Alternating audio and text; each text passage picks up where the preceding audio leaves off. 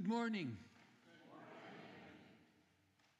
Welcome to First Parish, a welcoming Unitarian Universalist congregation, open and affirming of all people. We're glad to see everyone here today, whether you've been coming for decades or visiting for the first time. I'm Jerry Leader, one of the worship associates. Worship today is led by our guest minister, Reverend Aisha Ansano. Reverend Ansano currently serves as the Youth Program Coordinator at First Parish Unitarian Universalist of Arlington, Mass. This morning, Reverend Lisa will leave with the children to visit their religious exploration classes. After the service, everyone is invited to join in our coffee hour in Lion Chapel through the door to visit and get to know one another. Ann Dinsmore of the Welcoming Committee invites you to join her for conversation on the couches in the Peterson Room. I'd like to invite Steve Pratt-Otto, one of the 2019 Canvases co-chairs, to offer an update. Steve? Good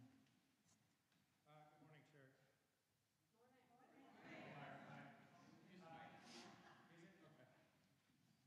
Chair. Hello, I'm Steve Pratt-Otto. Happy to be here. Yes, I'm co-chair of the Canvas this year. The Canvas is enormously important. We raise about 3/4 of our budget through the Canvas, and it's really, really important. I know you all are very generous putting money in the plates, but to get your commitment on a pledge form, let's our finance committee and board plan for next year. This morning, we have really this Sunday and next Sunday left in this Canvas month. We're in the room where coffee is. Toward the back of it, there will be a Canvas table. If you want to come, there will be pledge cards there. I'll be the guy in the purple shirt. And I know last week some people wanted to know the amount of last year's pledge that they made. I will be able to do that for you this morning if you like, and come find me. And ask me anything about the church budget or the Canvas. I'm happy to answer. We sent out 150 letters, invitations to pledge. We have 60 of those back, so we'd really love to have your pledges. We have commitments for $250,000 and a goal of around $400,000. So we're doing really, really well, and I welcome you all to meet with me afterwards in the coffee place down to the left. Thanks. Thanks, Steve. Do I turn this off? Okay. Whoever you are, whatever your gifts or abilities may be, however you identify your gender or sexual orientation, wherever your life and faith journey has taken you, you are welcome here. Welcome to all.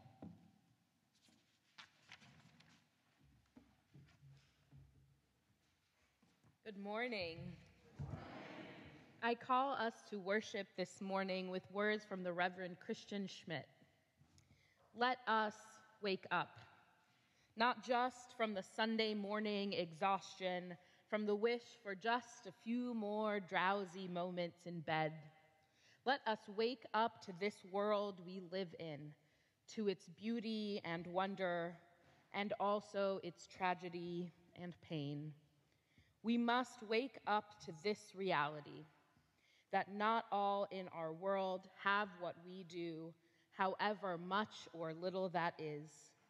We must wake up to the idea that our wholeness, our lives, are only as complete as the lives of those around us, of those we are inextricably tied to in a great web of mutuality, of which all of us are a part.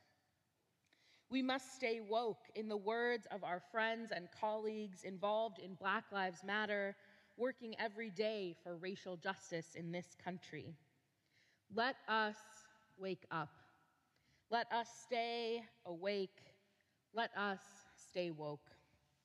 And now, in this time and this place, let us worship together. And now I invite you to rise as you are willing and able in body or in spirit, and join in singing our opening hymn, number 1067, There's a River Flowing in My Soul.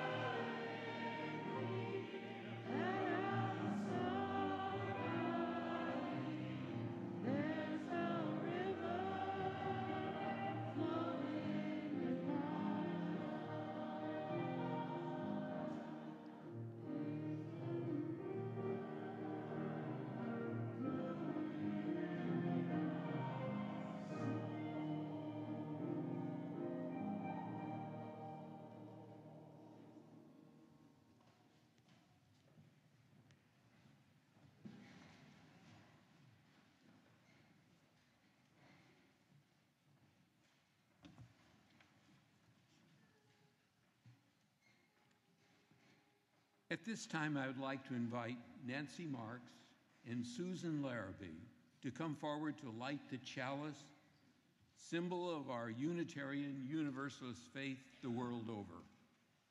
As they light the chalice, please join me in our unison affirmation, printed in your order of service, in English and then in Spanish. We give ourselves one to another, covenanting to walk together as a congregation, promising faithfully to watch over one another, and to delight for love to abide in our midst. Nos entregamos y nos comprometemos a caminar juntos como congregación, prometiendo con mucha fe cuidarnos mutuamente y deleitarnos en el amor que permanecerá entre nosotros. Each week, we also light 2 candles of peace, each candle representing a different place on earth that we want to lift up and remember this morning as a sacred encounter with the world. There are an untold number of places on earth that need peace. Today we remember 2 places that we especially hold close in this service and through the week ahead. After each one of the candles is lit, we will speak the words for peace in English, Arabic, and Hebrew. peace, salam, shalom. Our first candle is lit for Nebraska and Iowa, where heavy rainfall and rapid snowmelt have caused catastrophic flooding across the Missouri River Basin. And 3/4 of Nebraska's 93 counties have declared a state of emergency. Peace, salam, shalom. Our second candle is lit for Malawi, Mozambique, and Zimbabwe, which were hit by cyclones on March 14th. The death, damage, and flooding continues in southern Africa, making it one of the most destructive natural disasters in the region's recent history. Peace, salam, shalom.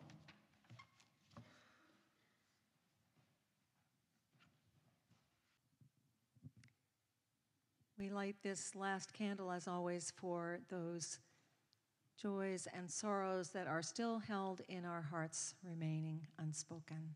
May they find peace. And now, we have our words from Rebecca Parker. There is a love holding me. There is a love holding you. There is a love holding all of us. We rest in that love. And now we'll sing the children out to their classes.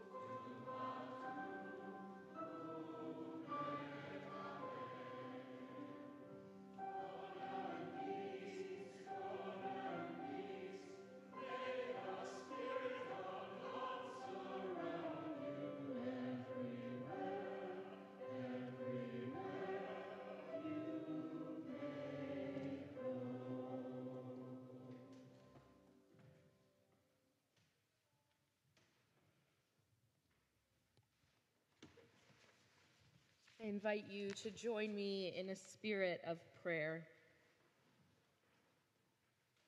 Spirit of life, of love, of compassion, of justice, be with us. So often, the world around us feels like too much. The stories with which we are bombarded are overwhelming, exhausting, uncomfortable, painful.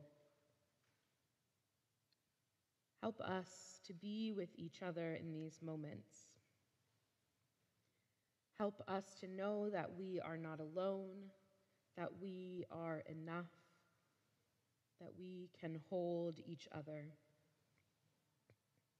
In the midst of illness, of hard news, of loving those who have gotten hard diagnoses, help us, Spirit, to remember that there are others around us who can hold us in this time. In the midst of joy, when it comes, even if it feels uncomfortable to feel it, help us to remember that others are here to hold us up, to celebrate with us. And in the midst of deep sorrow, help us to remember that others are here with us, to hold us, to comfort us, to share in our tears and our grieving. When the world around us is overwhelming, when we do not know what we can do, when everything feels like a drop in the bucket, help us to remember that we are not alone. Help us to remember that we are surrounded by others with whom we can join, hand in hand, arm in arm, to do the work that must be done. Help us to remember to find the joy, the gratitude, the comfort, and the calm, even as the world is turbulent. And help us not be afraid to lean into discomfort, confusion, frustration, as we work to do the work we must do. Spirit of love and justice, of compassion and mercy and grace, be with us as we continue to muddle through whatever it is that we are doing and whatever this thing called life is. Help us to remember that we do not do it alone. We do not do it tucked away, but we do it arm in arm and hand in hand, hearts together, out in this world. Amen. I invite you now to join me in a moment of silence.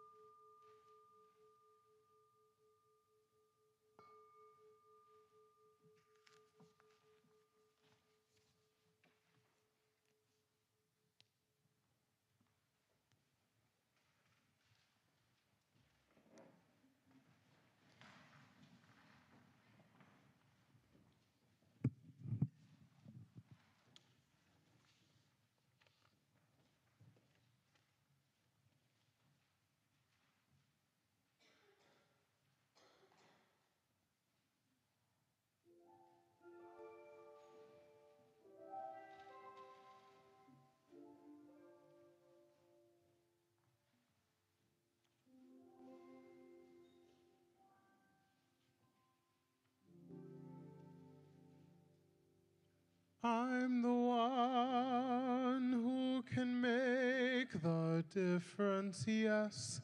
I will make the difference against all odds. I can live to share my love with others, yes.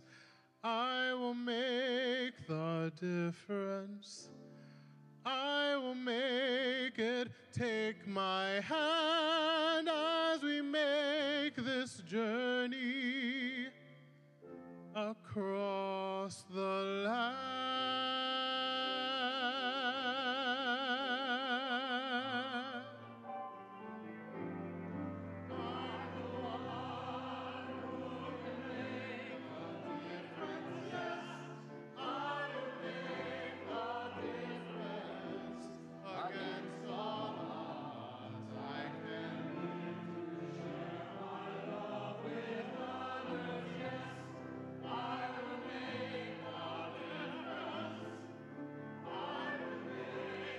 Take my hand as we make this journey across the land.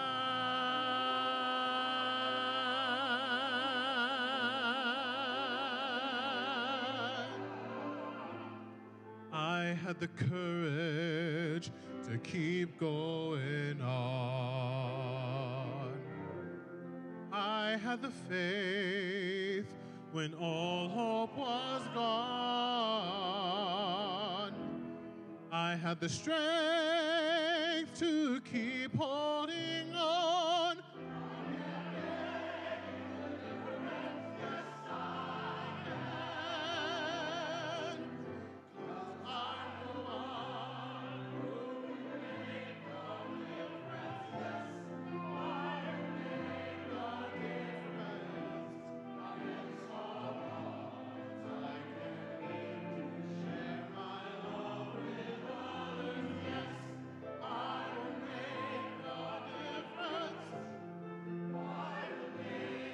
Take my hand as we make this journey across the land.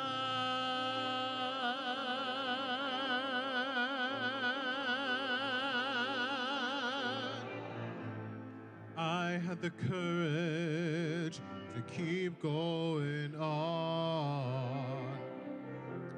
I had the faith when all hope was gone. I had the strength to keep holding on. I can make a difference. I can make a difference. Yes, I can.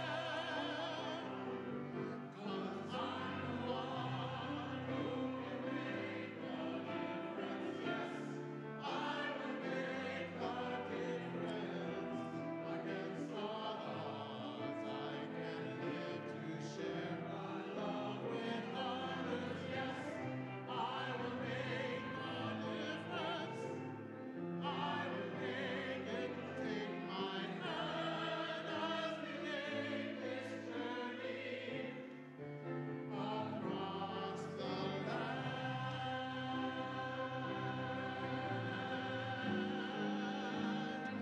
We're all ones who can make a difference. Yes, we will make a difference against all odds. We can live to share our love with others. Yes, we will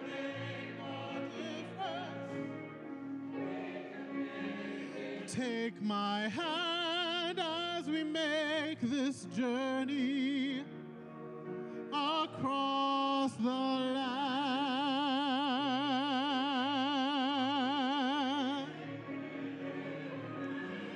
Across the land. Across the land. Across the land. Across the land. Take my hand.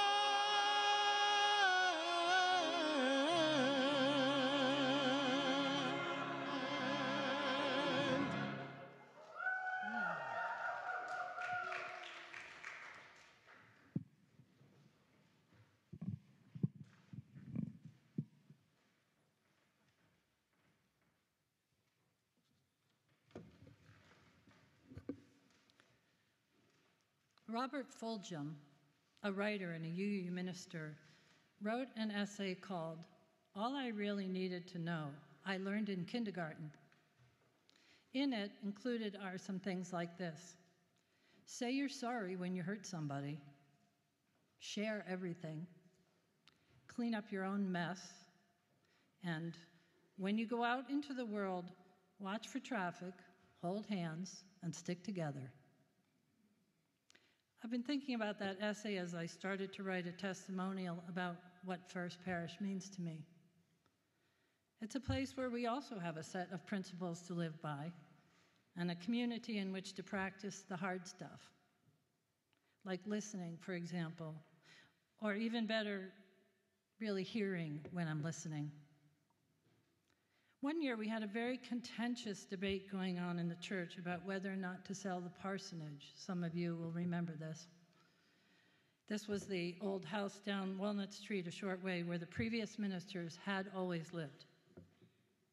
The congregation was becoming two separate camps, and it was affecting our ability to work on everything else. Our new minister at the time, Reverend Martha, began to lead us through a series of what she called listening circles.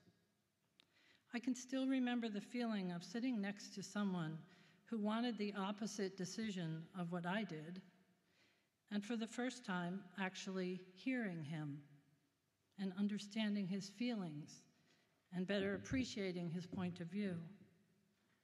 Sometimes it's really hard for me to do that, to remember to stop, to listen, to really respect someone else's interpretation, and to just sit with that difference.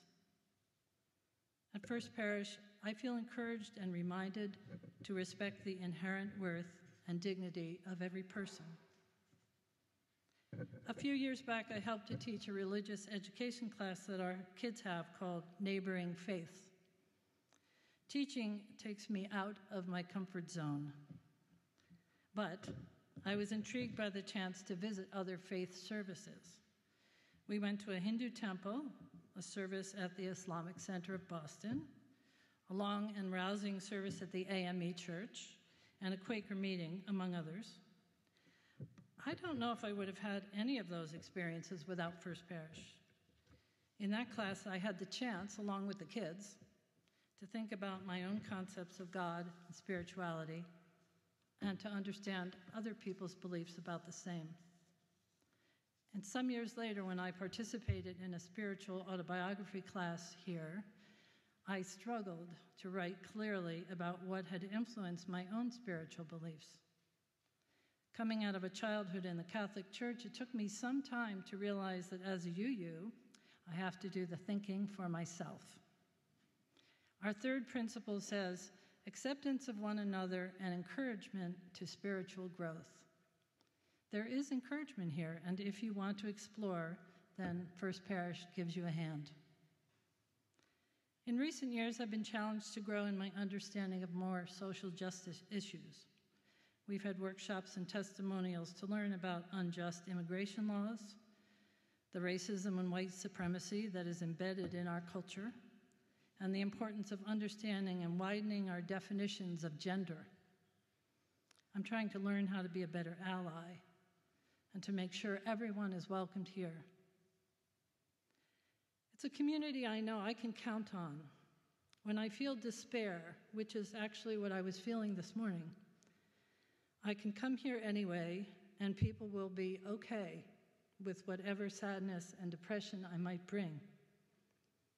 It's a place that challenges me to keep learning and growing, and to make mistakes, and to forgive myself, and to forgive others. These are some of the reasons that this church is so important to me. Everyone here has a story to tell about why First Parish is important to you. I'm not going to say a lot about pledging, but think about your First Parish story when you pledge. This year, the Canvas Committee has this goal, that everyone who comes to First Parish will pledge something. It can be a small something. Do the best you can do, and then don't worry about it. Just let's all be in this together. As Robert Fulghum wrote much later in his life, it's still true, no matter how old you are, when you go out into the world, it is best to hold hands and stick together.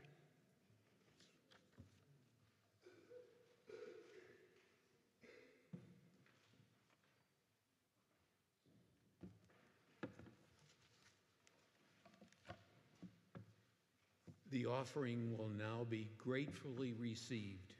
If you're visiting First Parish for the first time today, please feel free to let the basket pass you by. We are so glad to have you with us.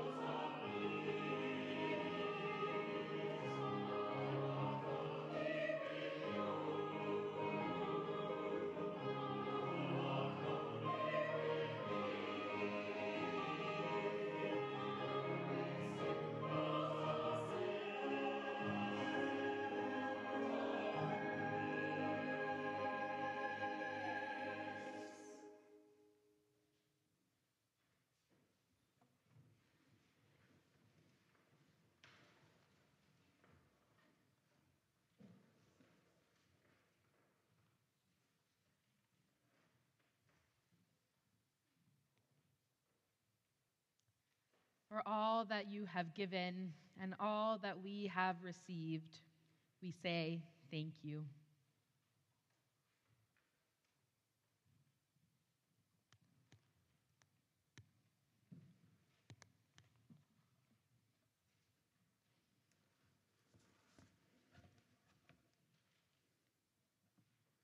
Choose to bless the world. Your gifts, whatever you discover them to be, can be used to either bless or curse the world. The mind's power, the strength of the hands, the reaches of the heart, the gift of speaking, listening, imagining, seeing, waiting. Any of these can serve to lead the hungry, bind up wounds, welcome the stranger, praise what is sacred, do the work of justice, or offer love. Any of these can draw down the prison door, hoard bread, abandon the poor, obscure what is holy, comply with injustice, or withhold love. You must answer the question, what will you do with your gifts? Choose to bless the world? The choice to bless the world is more than an act of will, a moving toward into the world with the intention to do good. It is an act of recognition, a confession of surprise, a grateful acknowledgement that in the midst of a broken world, unspeakable beauty, grace, and mystery abide.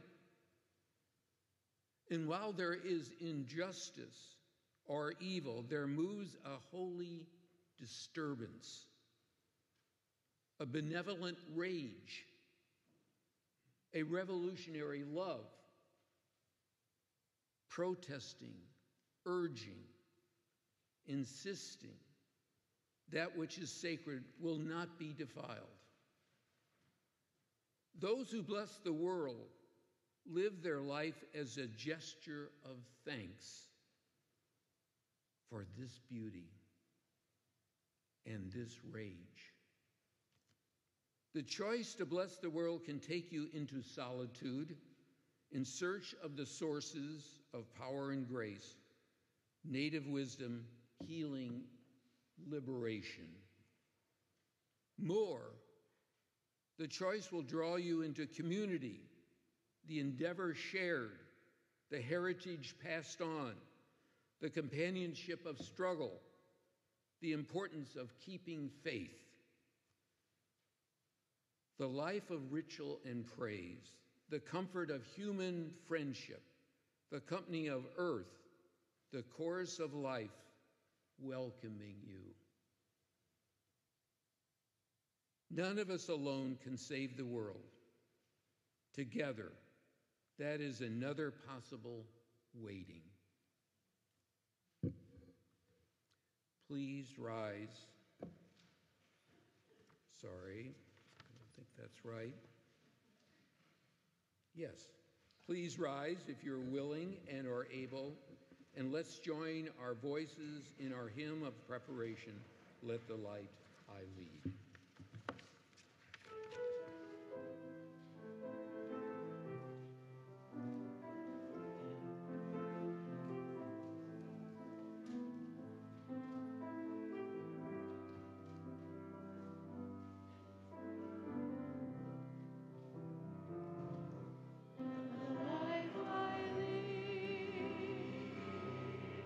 Speak for me.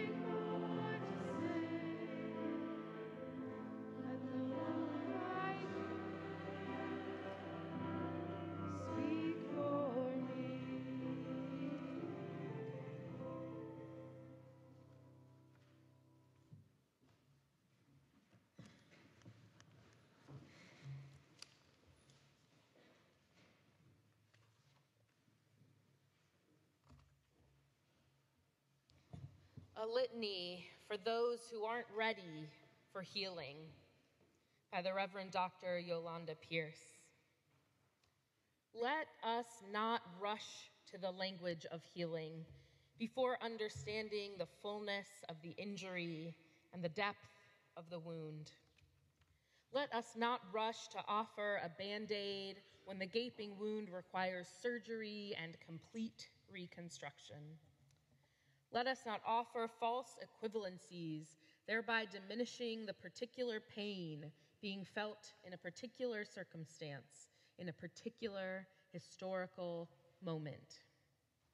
Let us not speak of reconciliation without speaking of reparations and restoration, or how we can repair the breach and how we can restore the loss. Let us not rush past the loss of this mother's son, this father's child, someone's beloved son. Let us not value property over people. Let us not protect material objects while human lives hang in the balance.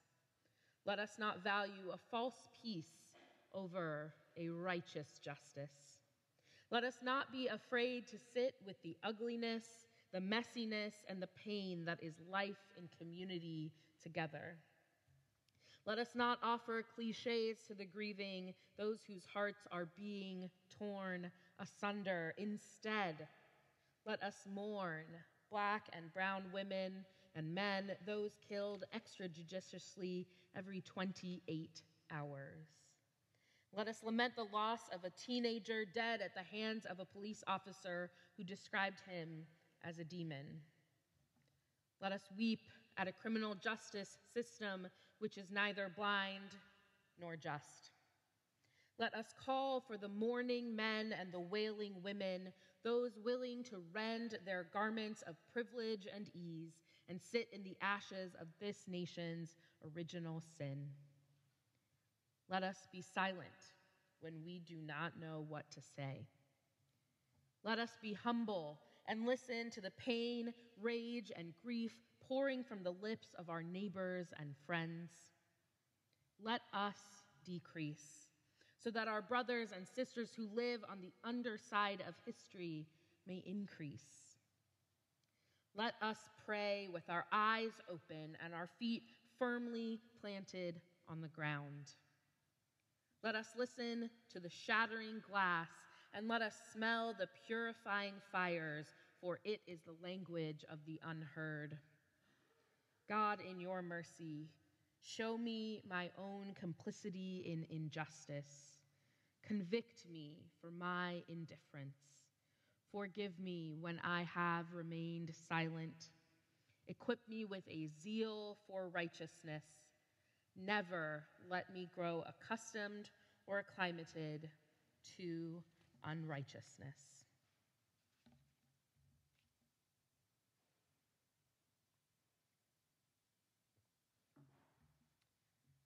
Are you a good person?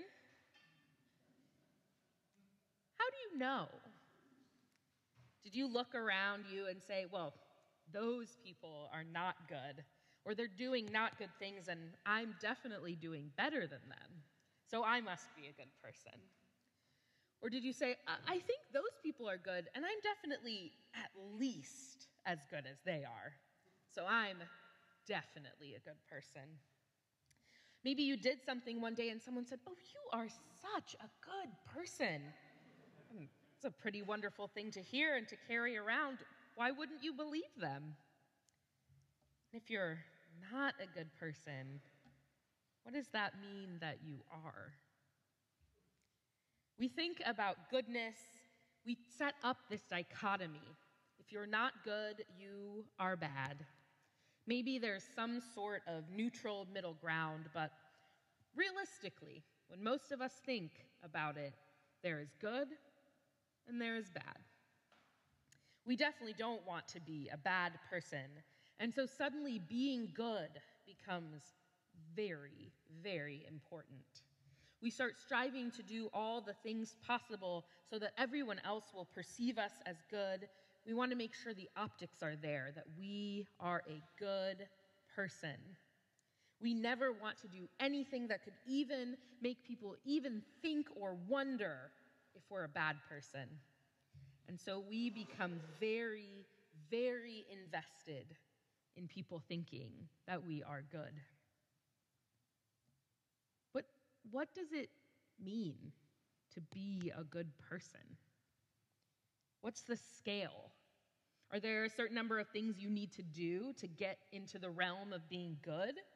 Are there things that count maybe more than other things? And if you stop doing good things, does your goodness start to trickle away? Or does that only happen if you start doing bad things? How do you know what the point system is? And also good in whose estimation?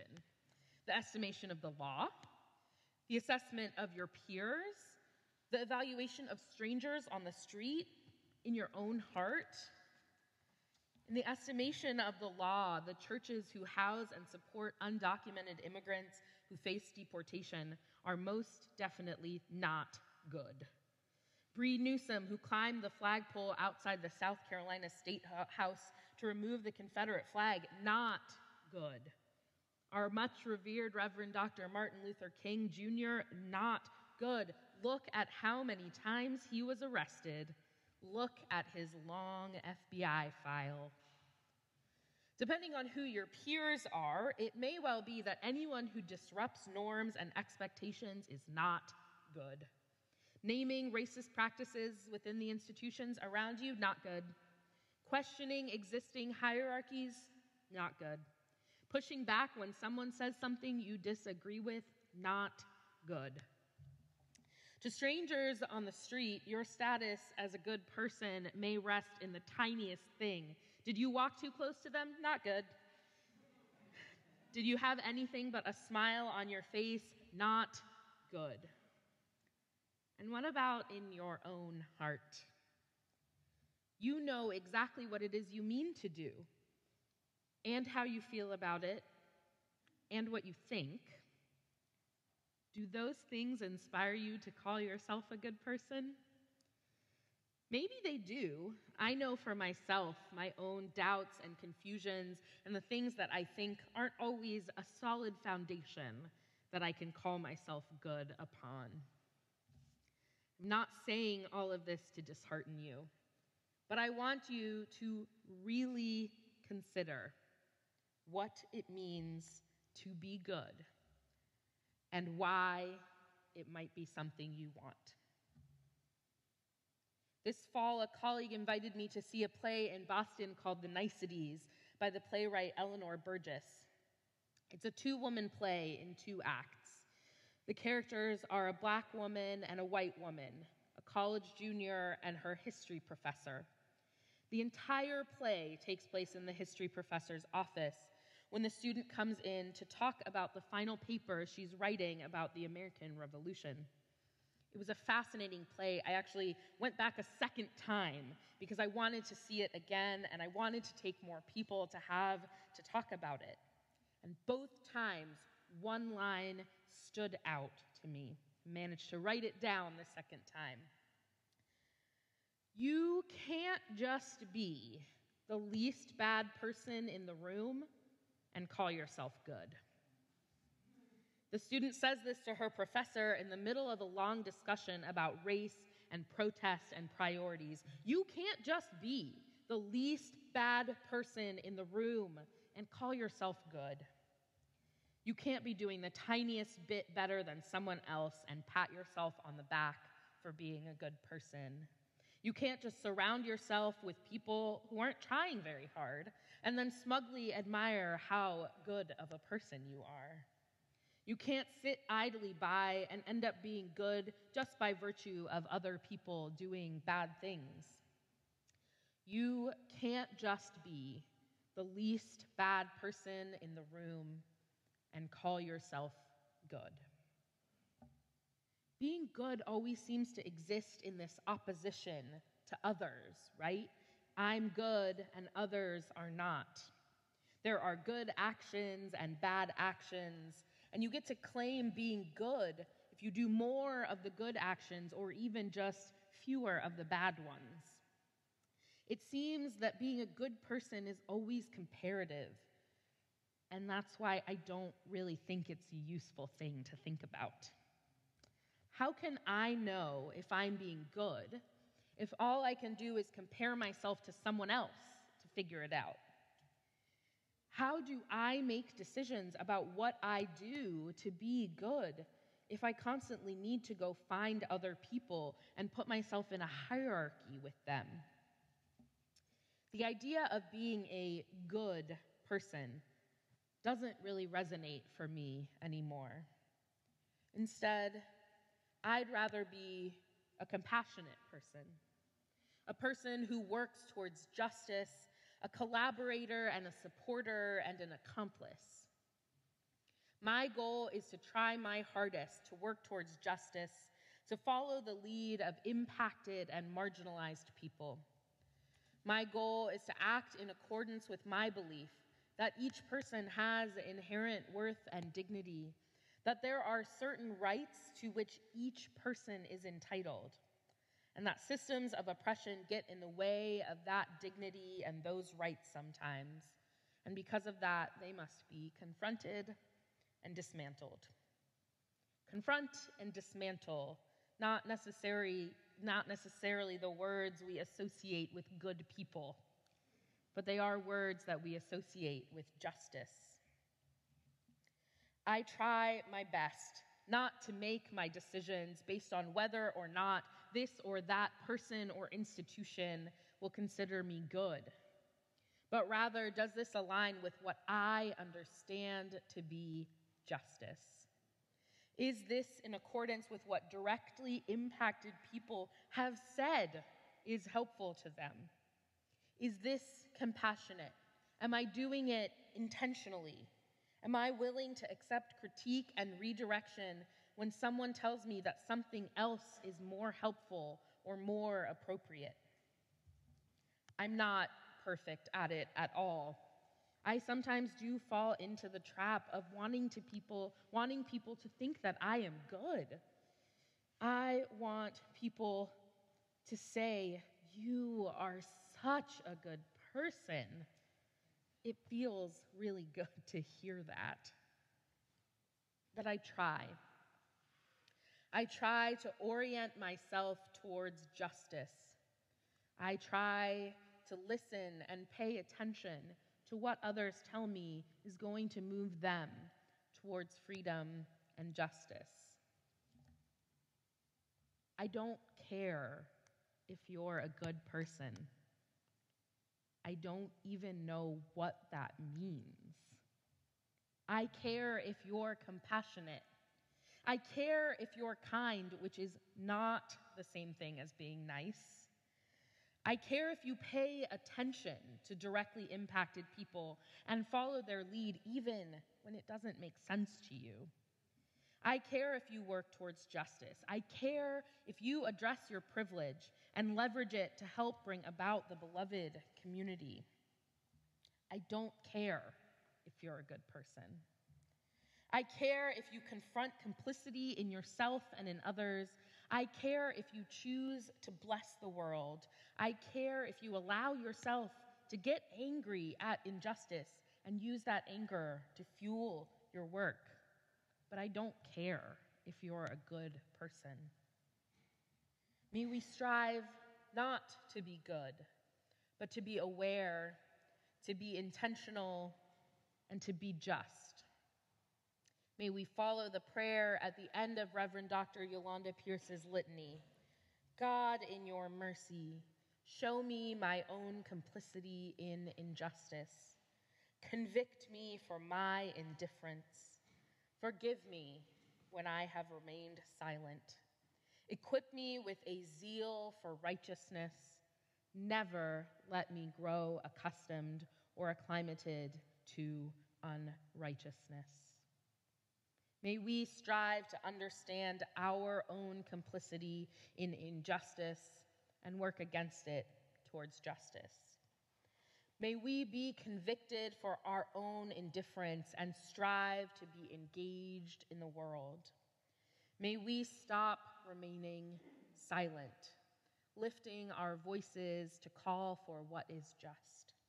May we be equipped with a zeal for righteousness and never, ever, ever become accustomed or acclimated to unrighteousness. I don't care if you are a good person.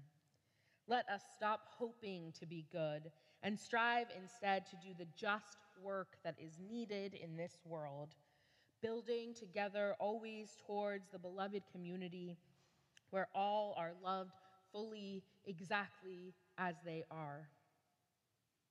I don't care if you are a good person, and I invite you to stop caring whether or not you are a good person, and to put that energy into striving for justice, for love, and for compassion in this world. This world needs more justice and more compassion. It does not need more good people.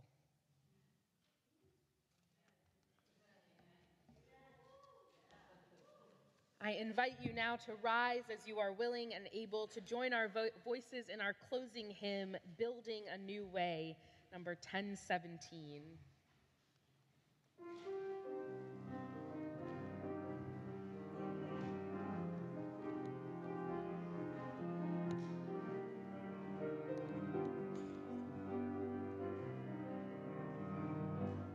We are building a new way.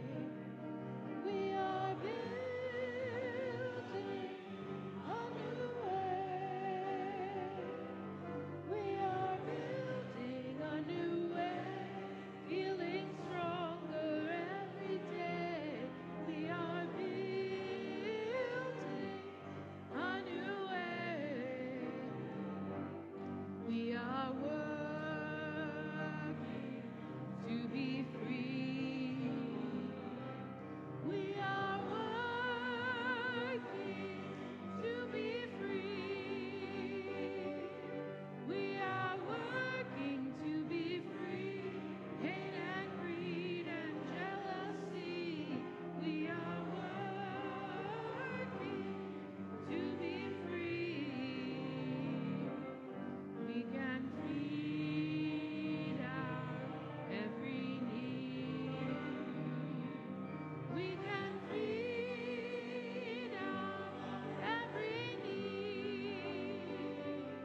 We can feed our every need. Start with love and ecstasy. We can feed every need. Peace and freedom is our cry. Peace and freedom is our cry. Peace and freedom is our cry. Without these, the world would die. Peace and freedom is our cry.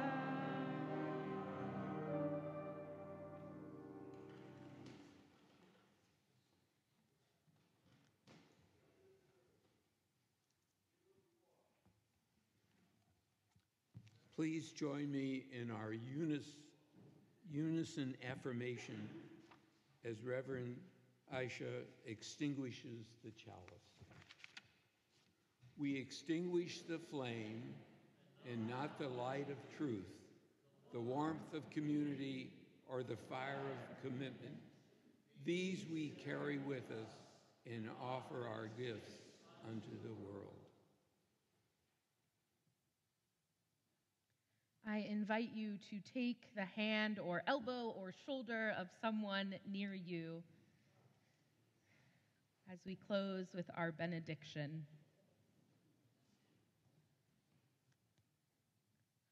Go out into this world knowing that you are enough as you are, that you are called not to be good, but to do justice, to show compassion, and to live your life with intention and love.